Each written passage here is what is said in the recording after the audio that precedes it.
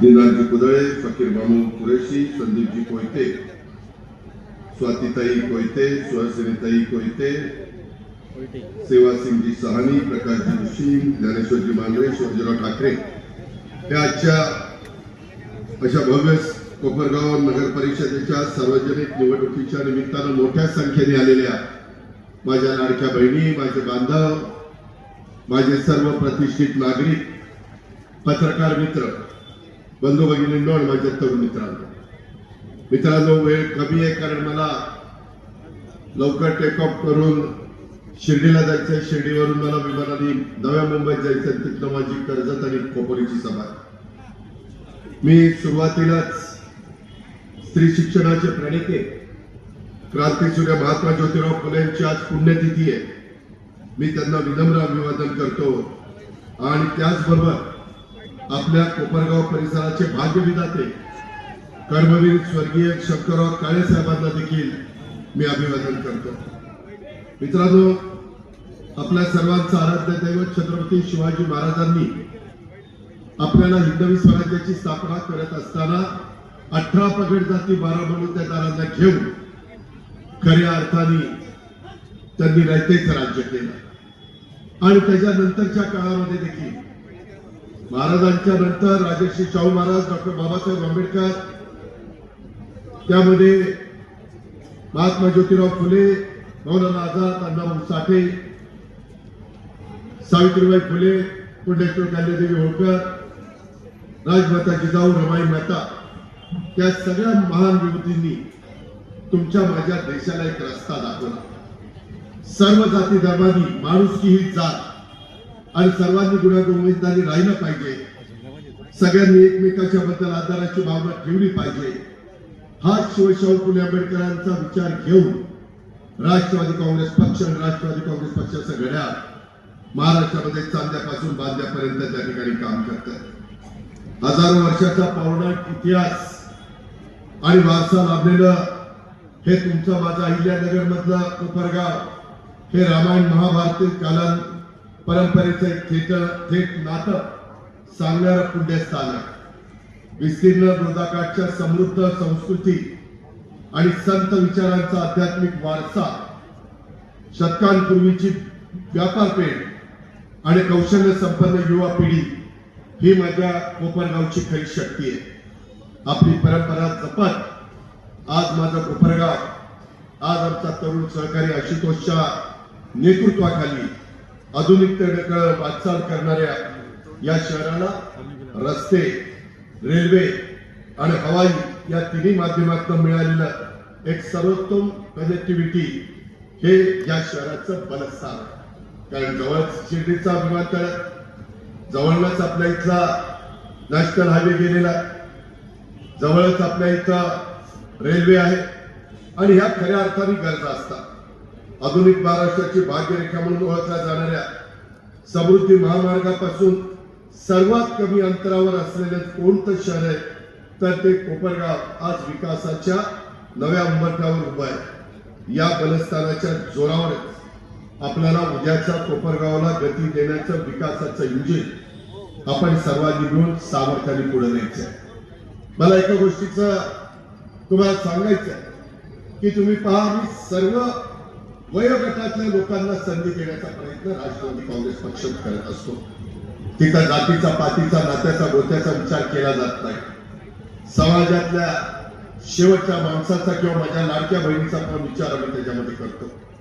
आणि हा विचार करत असताना जसं तुम्ही सगळ्यांनी, मी मागे सभेच्या निमित्तानं आलो असताना आपले लोकप्रिय आमदार आशुतोष काळेंना प्रचंड मताधिक्याने विजयी केलं, त्याबद्दल मी आपल्याला लाख लाख धन्यवाद देतो. आपले लाख लाख आभार मानतो. तुम्ही तुमचं काम केलेलं आहे. आता आमची जबाबदारी, आमच्या त्या ठिकाणी विकासाच्या बाबतीमध्ये आम्ही तुम्हाला मदत केली पाहिजे. कोपरगावच्या समर्पितपणे कार्य करणारे काका कोयते हे सहकार, सामाजिक उपक्रम आणि संघटन व्यवस्थापन या सर्व क्षेत्रामध्ये मित्रांनो मी गेले 35 वर्ष काम करतोय. आणि जसं मी सहकारात्मक राजकारणामध्ये आलो, ते सहकारात्मक राजकारणात येत असताना सहकारामध्ये जे धुरंधर, फार बारकाईने अभ्यास करणारे आर्थिक शिस्त बाळगणारे, आर्थिक शिस्त लावणारे, संस्था अतिशय योग्य पद्धतीने चालवणारे असे जे नेतेगण ओळखले जातात त्याच्यामध्ये हे अनुभवी नेतृत्व म्हणून कोपरगावकरांना आमचे काका कोणते परिचित आहे, हे आपले नगराध्यक्षाचे उमेदवार आहेत. मी त्यांना विनंती केली, आशुतोषनी मला सांगितलं, मी म्हणलं अतिशय उत्तम उमेदवार आहे. मला काका म्हणले अजित पवार माझं वय झाले. काका वय झालेलं नसतं, तुमचा उत्साह, तुमची कामाची पद्धत, तुमचं सगळ्यांना बरोबर घेऊन जाण्याचं एक सामर्थ्य, एक प्रगल्भता ही आम्ही बघितली. गेले अनेक वर्ष सहकार क्षेत्रामध्ये सातत्याने कार्यरत राहून तुम्ही राज्यातल्या सहकारी संस्थांचं, पतसंस्थांचं विविध उपक्रमाच्या माध्यमातून दिशा देण्याचं काम केलेलं आहे, त्याचा मी एक साक्षीदार आहे. आज महाराष्ट्र राज्य पतसंस्था फेडरेशनचे दीर्घकाळ क्रियाशील अध्यक्ष म्हणून त्यांनी पतसंस्थेच्या चळवळीचा अभ्यास, प्रशिक्षण आणि प्रगतीसाठी देशभरात व्यापक संवाद साधलेला मित्रांनो आम्ही सगळ्यांनी अनुभवलेला आहे. सप्ताह चॅरिटेबल ट्रस्टच्या माध्यमातून शिक्षण, महिला सक्षमीकरण, क्रीडा, साहित्य, कला तसंच समाजातील विविध घटकांच्या उन्नतीसाठी त्यांचं योगदान सातत्यपूर्ण आपण सगळ्यांनी पाहिलेलं आहे. कोपरगाव तालुका व्यापारी महासंघासोबत काम करताना स्थानिक व्यापार व्यवसाय विकास आणि संघटनात्मक भक्कमपणा यामध्ये देखील त्यांनी अतिशय महत्वाची जबाबदारी पार पाडलेली. अनेक क्षेत्रांचा त्यांना दांडगा अनुभव आहे. सर्वांशी सहज संवाद साधण्याची त्यांची वृत्ती आहे आणि शहर विकासाच्या दृष्टीनं दूरदृष्टी असलेले काका कोयते हे कोपरगावच्या सार्वजनिक जीवनातील एक महत्वाचं नेतृत्व आहे. म्हणून या अनुभवी काका कोयते यांना तरुण, तडफदार, विजनरी नेतृत्व असणाऱ्या आमच्या आमदार आशुतोषची खंबीर साथ आहे आणि या सर्वांना माजी आमदार अशोकराव काळे यांचं मार्गदर्शन असल्यामुळे कोपरगावचा विकास अधिक वेगाने होईल याबद्दल मला खात्री आहे. आणि त्याकरता घड्याळाच्या चित्रावर आपण सगळ्यांनी उद्याच्या 2 तारखेला शिक्का मारावा अशा प्रकारची आग्रहाची, नम्रतेची, कळकळीची विनंती करण्याच्या करता एक तुमचा सहकारी म्हणून मी या ठिकाणी आलेलो आहे. मित्रांनो, शेवटी निवडून द्यायचा तर अधिकार घटनेने तुम्हाला दिला, बाबासाहेब आंबेडकरांच्या संविधानाने तुम्हाला दिला. त्या अधिकाराचा वापर करत असताना तुम्ही तुमच्या सद्विवेक बुद्धीला स्मरून आज जेवढ्या उमेदवार आहेत त्या उमेदवारांच्याकडे नजर टाका. आम्ही काकासाहेबांच्या जोडीला अनेक अनुभवी माझे सहकारी त्या ठिकाणी दिलेले. त्याच्यामध्ये एकंदरीत माझ्या माहितीप्रमाणे 15 प्रभागामध्ये 30 उमेदवारांना तुम्हाला निवडून द्यायचं. त्यामध्ये प्रत्येक प्रभागामध्ये 3 मतं देण्याचा तुम्हाला अधिकार आहे. नगराध्यक्षाच्या बाबतीमध्ये जी तुम्हाला मशीन तिथं येईल त्यामध्ये तुम्हाला काकांचं नाव आणि आपल्या घड्याळाचं चिन्ह शोधायचं. ते चिन्ह शोधत असताना मी आता ज्या गोष्टी सांगितल्या काकांच्या बद्दल, तो अनुभव त्यांनी सहकारामध्ये दाखवला. परंतु ज्या भागामध्ये आपण लहानाचे मोठे झालो, जिथं आपल्यावर संस्कार झाले, जिथं आपण एकंदरीतच विकासाच्या कामाला सुरुवात केली आणि इथला विकास राज्याच्या चौबाजूपर्यंत पोहोचवला, त्याच भागाचं एकदा 5 वर्षाच्या करता उत्तम प्रकारे प्रतिनिधित्व करण्याची संधी त्यांनी जसं सहकारी संस्थांमधल्या पतसंस्थांना बाकीच्याला आर्थिक शिस्त लावली, तसं कोपरगावच्या सर्वांगीण विकासाच्या करता देखील काका कोयते आमच्या आशुतोषच्या नेतृत्वाखाली काम करतील. मी माझी जबाबदारी पार पाडीनच. मी शब्दाचा पक्का आहे, मी दिलेला शब्द पाळणार आहे. मी वेळ मारून देणारा नाहीये, मी कामाचा माणूस आहे.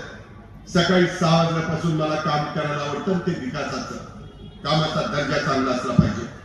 कामाच्या मधनं आपण ज्या भागाचं प्रतिनिधित्व करतो त्या भागातल्या लोकांना सर्व प्रकारच्या सोयी ह्या आपल्याला त्या ठिकाणी देता आल्या पाहिजे.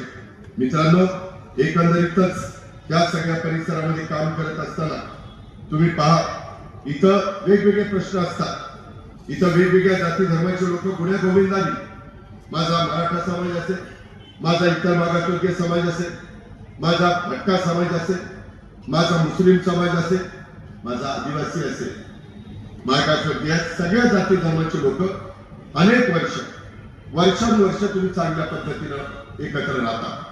मित्रांनो, एकंदरीत घराचा प्रश्न आहे, माराची योजना आहे. मगाशी बोलत असताना काकांनी किंवा येताना आम्ही हेलिकॉप्टर मधून उतरल्यानंतर आशुतोष मी येत होतो, त्यावेळेस विस्थापित पितांचं पुनर्वसन हा एक प्रश्न असतो. मित्रांनो, मी ज्यावेळेस तुमच्या कोपरगावच्या परिसरामध्ये या गोष्टी सांगतो त्यावेळेस एक गोष्ट लक्षात घ्या, मी माझ्या आजपर्यंतच्या 35 वर्षाच्या राजकीय कारकिर्दीमध्ये मी माझी कुशालकी सांगत नाही, मी त्याच्यामध्ये माझे काम सांगतो. मी पिंपरी चिंचवड शहराचा चेहरा मोहरा गेल्या 25 वर्षामध्ये बदलला. कष्टकऱ्यांची नगरी, औद्योगिक नगरी, उद्योग नगरी, लोक कामधंद्याच्या नोकरीच्या निमित्तानं पोटाची खळगी भरण्याच्या करता त्या पिंपरी चिंचवडमध्ये येतात. छोटे मोठे उद्योग काढतात, टेल्को असेल, वेगवेगळे मोठे उद्योग असतील, ते त्या ठिकाणी आले. काही बाबतीमध्ये लोक आमच्या झोपडपट्टीमध्ये राहतात, त्यांच्याकरता आम्ही SRH योजना राबवली, त्यांच्याकरता माडाच्या योजना राबवल्या. केंद्र सरकार आमच्या विचाराचं आहे, NDA सरकार तिथं आहे, खाली राज्यामध्ये महायुतीचं सरकार आहे, तिथेही आम्ही एक महत्वाचा घटक म्हणून काम करतो. आज या सगळ्या माध्यमातून काम करत असताना आमच्या गेल्या 35 वर्षामध्ये अनेक ओळखी वाढलेल्या आहेत. CSRच्या निमित्तानं जो काही नफा त्या कंपन्यांना मिळतो, त्या संस्थांना मिळतो, त्याच्यातलं 2% हा CSRचा निधी तुम्हाला विकास कामाला देता येतो. तो निधी आपण आणू शकतो. विधिमंडळामध्ये काही महत्वाचे प्रश्न नेहमीच आग्रहकानी आमचे सहकारी आशुतोष काळे सोडवण्याचा प्रयत्न करत असतात. त्याच्यामध्ये आम्ही पूर्णपणे सहकार्य करण्याची आमची भूमिका असते आणि ह्या पद्धतीने आपल्याला पुढे जायचंय. म्हणून माझी विनंती आहे की पिंपरी चिंचवडचा विकास करत असताना तुमच्या इथं मतदारांची संख्या मला वाटतं 63,000 बरोबर ना. माझ्या इथं बारामतीमध्ये 1,02,000. एक उत्तम प्रकारचं मॉडेल शहर म्हणून बारामतीची ओळख आहे. मित्रांनो, फक्त माझं शहर चांगलं असून काय उपयोग आहे? महाराष्ट्रातील शहरं चांगली असली पाहिजे, माझं कोपरगाव चांगलं असलं पाहिजे, माझे इतर शहरं चांगली असली पाहिजे. त्या विचाराने मी महाराष्ट्राच्या कोपऱ्यामध्ये फिरतोय. मी लोकांना सांगतो, आम्ही करून दाखवलंय, आता आपल्या सगळ्यांना मिळून करायचं.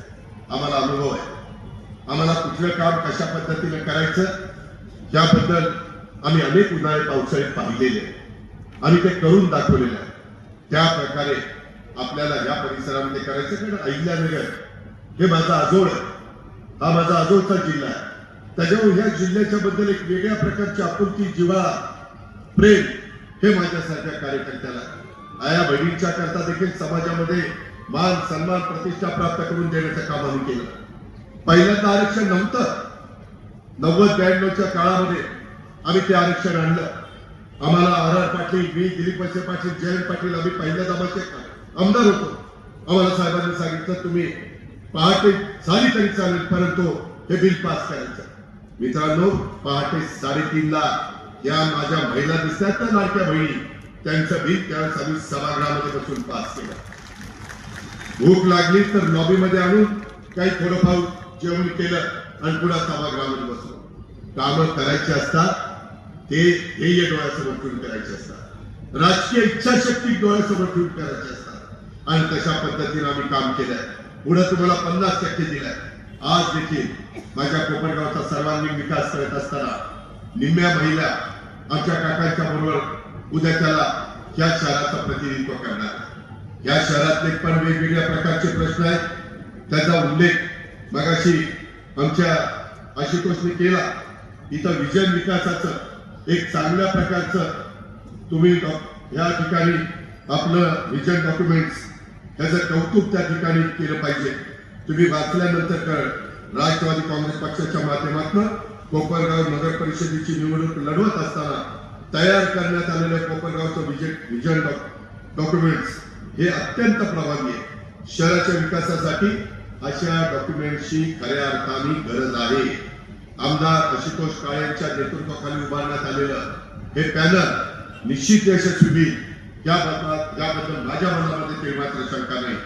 राष्ट्रवादी काँग्रेस पक्षाचे नगराध्यक्षाचे उमेदवार ओमप्रकाश कसा काका कोयते हा अत्यंत चांगला चेहरा आम्ही कोपरगावच्या नगरीला विकास साधणारा चेहरा, सर्व जाती धर्माला बरोबर घेऊन जाणारा चेहरा, सगळ्यांना मदत करणारा असा नेता हा आम्ही त्यांना दिलेला आहे, तुम्हाला दिलेला आहे. कोपरगावच्या सर्वांगीण विकासासाठी राष्ट्रवादी काँग्रेस पक्ष, राष्ट्रवादी काँग्रेस पक्षाचं घड्याळ हे अत्यंत व्यापक आणि दूरदृष्टीपूर्ण हे विजन डॉक्युमेंट्स तयार केलेले आहेत. आणि या डॉक्युमेंट्स मध्ये उद्याचा आधुनिक, प्रगत आणि सक्षम कोपरगाव निर्माण करण्याचा ठोस संकल्प हा आम्ही ह्या निमित्तानं तुमच्या सगळ्यांच्या समोर सादर केलेला आहे. यात आम्ही नुसतं थांबलो ना, उद्याच्याला आमचे काका आणि त्यांची टीम निवडून आल्यानंतर पहिल्या 100 दिवसात काय करायचं, आज 100 दिवसाचा कार्यक्रम आम्ही घेतलेला, नंतर वर्षभरात काय करायचं.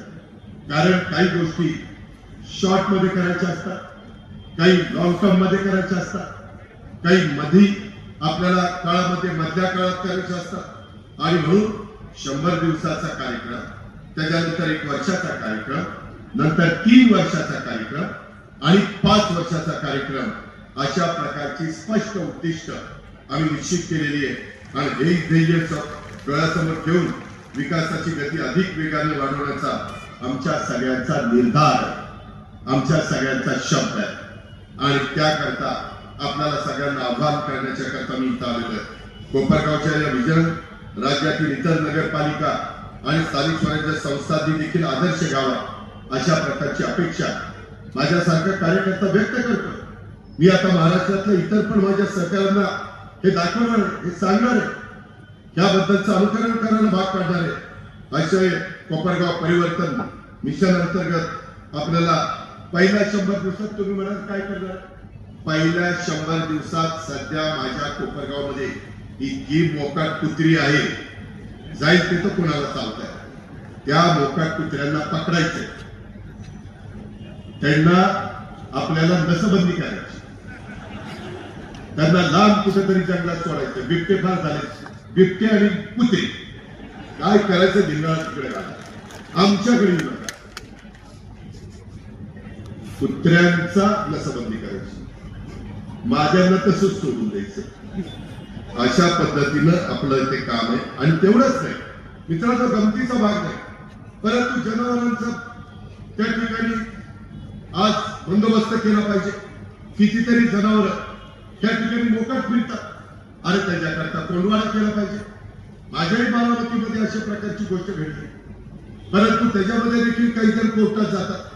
उद्याच्याला त्याला मारून पण चालत नाही, आणि म्हणून त्यांना कोंडवाडा तोडायचं. ज्याचं जनावर असेल त्याने तिथे येऊन दंड भरायचं आणि घेऊन जायचं. परत ती पट्ट्या काही जनावर मोकाट सोडणार, ही त्याच्यामध्ये पद्धत आहे. आणि जे मोकाटच असेल, जे कुणाचंच नसेल, जे गावावर ओढून टाकलेलं असेल, त्याला उचलायचं आणि जंगलात दिलं. या पद्धतीने जनावर जित्राबर या पद्धतीने आपल्याला मित्रांनो करायचंय. आणि हे करत असताना माझ्या एवढ्या लाडक्या बहिणी बसल्या. आज आता महिलांना खूप संधी आम्ही देत असतो. लखपती दिदी, लाडकी बहीण, काका, हे कुणी आले आणि कुणी काही सांगितलं तर यांच्या सांगण्याला काही अर्थ नाही. योजना देत असताना त्या योजना समाजाच्या भल्याकरता देण्याचं काम आम्ही लोक करत असतो. त्याच्यामुळे हे काही धातूर सांगून माझ्या लाडक्या बहिणीची दिशाभूल करण्याचं काम कोणी केलं तर लाडक्या बहिणींनी त्याच्यावर अजिबात विश्वास ठेवू नका. हा माझा तुमचा भाऊ म्हणून तुम्हाला सांगणं, हे पण आपण सगळ्यांनी लक्षात घ्या. आज माझ्या शहरामध्ये स्त्री पुरुषांच्या करता स्वच्छतागृह, मुख्य रस्ते, बाजारपेठेमध्ये आज बाजारपेठ वाढलेली, त्याच्यावर पार्किंगची व्यवस्था निश्चित आपल्याला करायची, मूलभूत पायाभूत कामं आपल्याला प्राधान्य करायची. या माझ्या कोपरगावच्या परिसरामध्ये ज्या आरक्षित जागा आहेत, ज्याला आम्ही ओपन स्पेस म्हणतो, त्या स्वच्छ करून तिथं आपल्याला सुशोभीकरण करायचं. मोठी मोहीम हातात घ्यायची. हिरवतगार माझं कोपरगाव, हरित कोपरगाव या दिशेने आपल्याला आगीकूच करायची. आणि ही सगळी कामं 100 दिवसामध्ये त्या ठिकाणी करू शकतो. 1000 झाडं आपल्याला पहिल्या 100 दिवसामध्ये लावायची. आमचे 30 नगरसेविका आहेत, काका आहेत, बाकीचे आमचे आशुतोषी काम करणारी टीम आहे, आमचे जीवाभावाचे कार्यकर्ते, आणि या सगळ्यांनी मिळून 1000 झाडं पहिल्या टप्प्यामध्ये लावणं आणि 80 झाडं लावायची. ती आपल्याला उपयोगी पडली पाहिजे. या पद्धतीनं आपण काम करणारे शहरातील ओपन स्पेस, शासकीय इमारती, सामाजिक सभागृह हा परिसर स्वयंसेवी संस्थांच्या माध्यमातून आपल्याला तो स्वच्छही करायचा आणि तिथं वृक्षारोपण देखील करायचं, त्याचं संगोपन देखील करायचं आहे. कोपरगावच्या उज्ज्वल भविष्यासाठी हे एक अत्यंत स्तुत्य आणि सकारात्मक अशा प्रकारचं पाऊल आहे. माझ्या कोपरगावकरांचं आरोग्य, माझ्या कोपरगावकरांचं मुलांचं मुलींचं शिक्षण याही गोष्टी आम्हाला आमच्या दृष्टीने महत्वाच्या.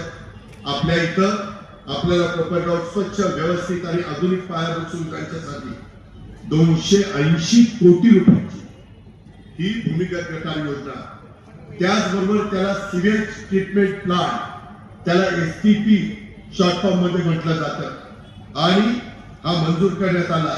ही महत्वाकांक्षी योजना लवकरच आपल्याला पूर्णत्वाला न्यायची आणि ते मंजूर करण्याचं काम या आशुतोष काळेंनी त्या ठिकाणी केलेलं आहे.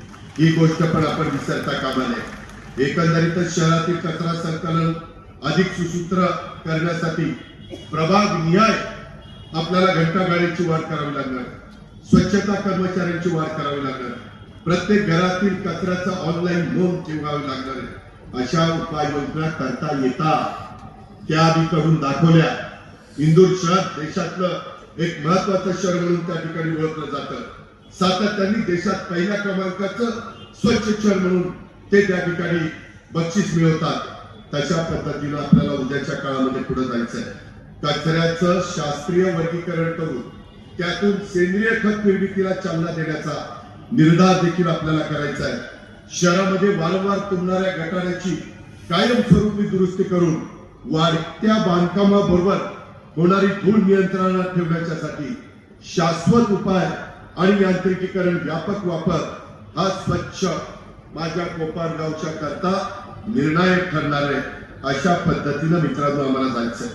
पालिकेने जिथं आरक्षण केलेलं टाकलेलं तिथं खासगी भूखंडावर वाढलेली जागा झुडप हटवण्यासाठी आपण त्यामध्ये कुठल्याही प्रकारची अडचण येऊन देणार नाही. तिथं झुडप हटवण्यासाठी मी तर बारामतीमध्ये एक जेसीबी घेऊन टाकलेला आणि त्याच्यातून आपण ते सगळं स्वच्छतेचं काम करत असतो. हा सर्वसमावेशक आराखडा कोपरगावला स्वच्छ, निरोगी, आधुनिक हे बनवण्याच्या करता दृढ संकल्प अधोरेखित करत आहे. आणि म्हणून माझ्या कोपरगावचा सांस्कृतिक आध्यात्मिक विकास करण्याच्या करता, इथं ऐतिहासिक वैभवाला नवी उंची देण्याच्या करता आपल्याला आधुनिक पद्धतीची उद्यानं विकसित करायची. आगामी सिंहस्थ पर्वाच्या पार्श्वभूमीवर पौराणिक गोदाकाठ क्षेत्रामध्ये सुशोभीकरणाचं काम आपल्याला करायचंय. नाल्यांचे प्रवाह सुधारण्यासाठी आपण 20 कोटी रुपयाचा निधी मंजूर केलेला आहे. शहरातील पौराणिक स्थळांचं जतन आणि समाधान करून कोपरगावला धार्मिक पर्यटनाचं आकर्षक केंद्र बनवण्याचा आमचा सगळ्यांचा दृढ त्या ठिकाणी निश्चय संकल्प आहे. समाजासाठी दीपस्तंभाप्रमाणे असलेल्या महापुरुषांच्या स्मारकांचं सुशोभीकरण करायचंय. वीर महाराणा प्रताप आणि आद्य पुरुष एकलव्य यांच्या स्मारक उभारणीला गती द्यायची. या ऐतिहासिक अभिमानाला योग्य अशा पद्धतीचा न्याय द्यायचा. या आणि वेगवेगळ्या महापुरुषांचे, महाविभूतींचे अशा पद्धतीची स्मारक आपल्याला त्या ठिकाणी करायची. आणि म्हणून माझी तुम्हाला सगळ्यांना विनंती आहे, शहराचा अभिमान असलेल्या माझ्या जिजामाता उद्यान आणि माधवबाग याच्याही नूतनीकरणाच्या करता माझ्या कोपरगावच्या सौंदर्यामध्ये भर पडणार आहे. ही पण गोष्ट आपण विसरता कामा नये. शहराच्या साठी मंजूर झालेल्या 131 कोटीच्या पाणी पुरवठा योजनेची कामं आपल्याला तातडीने पूर्णत्वाला न्यावी लागतील. मित्रांनो, दररोज माझ्या कोपरगावकरांना पाणी मिळालं पाहिजे याकरता आम्ही कटिबद्ध आहोत. शहराची भूजल पातळी उंचावण्याच्या करता आपल्याला रेन वॉटर हार्वेस्टिंग सारखा देखील कार्यक्रम घ्यावा लागणार आहे. त्याला प्रोत्साहन द्यावं लागणार आहे. क्रीडा क्षेत्राला, क्रीडा संस्कृतीला चालना देण्यासाठी शहरामध्ये क्रीडा संकुल, इंडोर गेम्स हॉल, आधुनिकीकरण आणि जॉगिंग ट्रॅकची निर्मिती करावी लागणार आहे. आपल्या इथल्या कला सम्राज्ञी कौशल्याबाई कोपरगावकर यांच्या नावाने कला मंच उभारणी करून नाट्य संस्कृतीला एक नवी ऊर्जा मिळणार आहे. आणि कोपरगावच्या खुल्या नाट्यगृहाचं काम देखील आपल्याला लवकरात लवकर पूर्णत्वाला न्यायचं आहे. अशा पद्धतीने अनेक काम तुम्ही ते आमच्या विजन डॉक्युमेंट मध्ये पहा. हे करण्याच्या करता आपल्याला सगळ्यांना काम करावं लागणार आहे. त्याकरता तुमच्या आशीर्वादाची, माय माऊलींनो तुमच्या भरभक्कम पाठिंब्याची, माझ्या बांधवांनो तुमच्या सहकार्याची आणि तरुणांनो तुमच्या उद्याच्या भवितव्याचं स्वप्न साकार करण्याच्या करता या सगळ्या गोष्टी कराव्या लागणार आहेत. या कामाच्या करता, या विकासाच्या करता पाठबळ हे केंद्राचं राज्याचं लागणार आहे. पाठबळ हे आम्हा लोकांचं लागणार आहे. मी आज तुम्हाला या सगळ्यांच्या साक्षीने शब्द देतो, या कामाच्या करता जे काही पाठबळ लागेल, जे काही सहकार्य लागेल ते देण्याच्या करता हा अजित पवार तुमच्या समोर कुठं कमी पडणार नाही याबद्दलचा शब्द देतो. कारण मी त्याच्यामध्ये काही उल्लेख केला की बघा वाटायला लागले, हे असं करायला लागले, पण विकास कामाला मदत करणं हे तर माझा हक्क आहे. तो तर मी देणार, तो तर मी करणार. आणि त्याच्याकरता एक हरहुन्नरी कार्यकर्ता या नात्याने आमचा आशुतोष काळे हा सतत प्रयत्नशील असतो. जाता जाता एकच मी गोष्ट सांगतो, आपल्या महाराष्ट्राला माहिती, मी सकाळी 6 वाजता उठून कामाला सुरुवात करतो, रात्री उशिरापर्यंत करतो. संपूर्ण महाराष्ट्रामध्ये तुमच्या कोपरगाव मतदारसंघात देखील आज महाराष्ट्रामध्ये बिबट्यांची संख्या वाढली. माझा पुणे जिल्हा, माझा नाशिक जिल्हा, माझा अहिल्यानगर जिल्हा. आणि त्याचा एक प्रसंग सांगतो. कोपरगाव तालुक्यातील काही नागरिकांच्यावर हल्ले झाले. दुर्दैवाने दोघांचा मृत्यू झाला. परिस्थितीचं गांभीर्य लक्षात घेऊन आशुतोषनी फोन केला. त्या घटना घडल्या होत्या, रस्ता बंद केलेला होता, तिथं तो गेला आणि तिथून त्यांनी मला फोन केला. मी अतिशय महत्वाच्या मीटिंग मध्ये होतो, कारण मला पुरवणी मागण्या उद्याच्या 8 तारखेला सादर करायच्या. त्याच्यामुळे मी माझ्या पीएला सांगितलं की आता नाही, माझी मीटिंग झाल्यानंतर मी फोनवर येईल. त्यावेळेस माझ्या पीएला आशुतोषने सांगितलं, दादा मीटिंग मध्ये असले तरी देखील मला दादांशी ताबडतोब बोलायचं, मी ऐकणार नाही. मी दादांच्या पक्षाचा आमदार आहे, माझं महत्वाचं काम आहे, माझं आत्ताच्या आत्ता दादांशी बोलणं करून द्या. पुन्हा पीए दादा ते असा म्हणतो. मला वाटलं आहे ना काहीतरी दिसतंय. मग दादांना आशुतोषचा फोन मी घेतला आणि त्यावेळी माझ्या पीएनी चालू मीटिंग मधनं मला तो फोन आणून दिला आणि सर्वांना त्यांनी स्पीकरवर घेतलं. त्याच्यानंतर त्यांनी जे काही सांगितलं ते मला बोलून दाखवलं. मित्रांनो, क्षणाचाही विचार न करता फोन ठेवलं मी जिल्हाधिकाऱ्यांना फोन केला आणि सांगितलं ताबडतोब तिथं असं घडलेलं, कायदा सुव्यवस्थेचा प्रश्न निर्माण झालेला, निष्पाप त्या मुलाचं आणि त्या व्यक्तीचं तिथं निधन झालेलं आहे आणि त्यामध्ये ह्या पद्धतीनं तुमचा आशुतोष हा कधी कधी अशी का लाडकी दादागिरी, आम्ही लाडक्या बहिणींना मदत केली, पण ही लाडकी दादागिरी माझ्यावर चालवतो. महाराष्ट्र मला घाबरतो. मी सांगितलं मी आता भेटणार नाही, लगेच म्हणतात दादा समोर दिसत नाही, आता नको भेटायला, फरक न पडत. परंतु ती दादागिरी त्याची मी सहन करतो.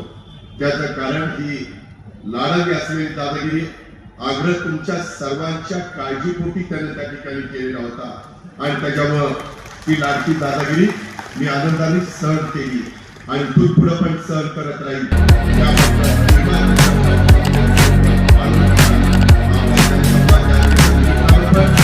जे काही